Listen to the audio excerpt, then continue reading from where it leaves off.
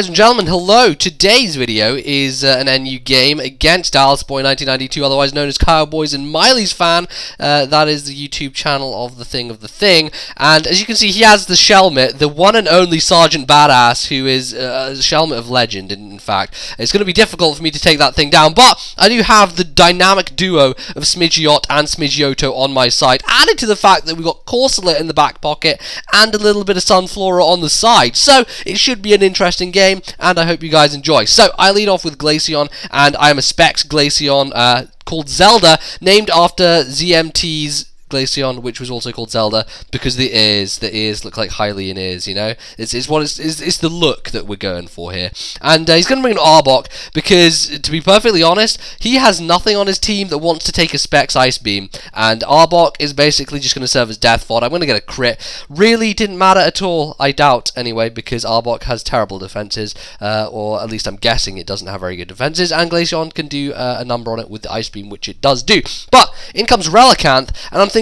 you know what, I don't think this thing can really do too much to me, so I'm going to stay in an Ice Beam, knowing it's going to do like over half. Firstly, because I'm Specs and Stab, and Glaceon has a billion special attack, and secondly, because Relicanth's special defense is pretty poor, so it does do over half, but in the process he gets a Rock Polish up, and manages to head smash me, which is going to finish me off, unfortunately, but that's the way it goes. So I'm going to bring in Sir Isaac Newton here, who is the smartest cool cat of them all around. Gonna protect on him going for the waterfall. Now, the reason I did that was kind of to lull him into a full sense of security, also to find out what he preferred to go for, whether it would be waterfall or another move, and by doing that, I actually, in fact, force him to kind of rethink his strategy, and he's going to go for Earthquake instead of Waterfall. I'm pretty sure Waterfall would have been a clean KO, but by going for Earthquake, it means that he could have hit something else, I guess, I don't know, instead of using Waterfall. It didn't really make sense in any case, but I don't know. That's how it went, and that's stuff that happened, so.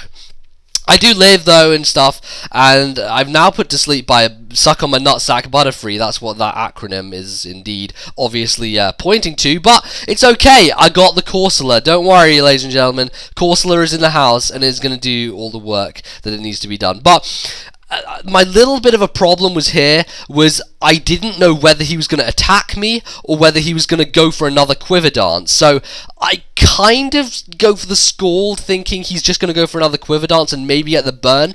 But he actually goes out for the attack, which is not good, because I have Mirror Coat on Corsola, so I could have Mirror Coated on that turn, got all that damage done to him, and I wouldn't have had to sacrifice stuff. But now, because he has the +1, I'm going to have to do something about this, which I'm not going to like, because I'm going to have to sacrifice something in order to get the Mirror Coat off and to be able to kill the Butterfree. So I switch out to Sunflora on this turn. Obviously, he goes for the Quiver Dance, knowing that Scald is doing nothing at this point. He really isn't too worried about the burn, because obviously his special attack isn't going to be affected, and that is what he is using. So really, he has a really nice position here, and he could have done a lot of work, you know, if he just kept Quiver Dancing. But he's going to kill me with the Bug Buzz there. He's going to stick at the +2, which is fine. And I'm thinking, well, shit, this is going to be a little bit of a problem. I have a plan, though. My plan is to go to Corsola to get the regeneration, or the regenerator, or whatever the hell, then go back out into this fucker to die, and then go back into Corsola,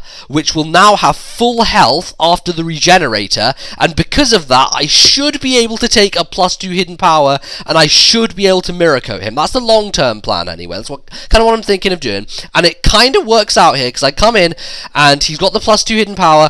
The +1 from before did a lot of damage, but I think I can live from full health with a +2, and I do. I live at 46, managed to lay down that Mirror Coat, yes, Mirror Coat, and kill the Butterfree with it, which, I mean, I had to sacrifice stupid Isaac Newton, and I had to sacrifice my Drunge Sunflora in the process, but I did manage to deal with it, so thankfully that wasn't ending up as a sweep, and I had something that, you know, I had a strategy in place, thankfully. hopefully. And it's always good to have a strategy in place, you know, because otherwise you get screwed over a lot of time. But in comes Rotom, which is a Scarf Rotom fan, which is going to be really the biggest pain in my ass this match, just because it outspeeds everything on my team, and nothing really likes to take it on.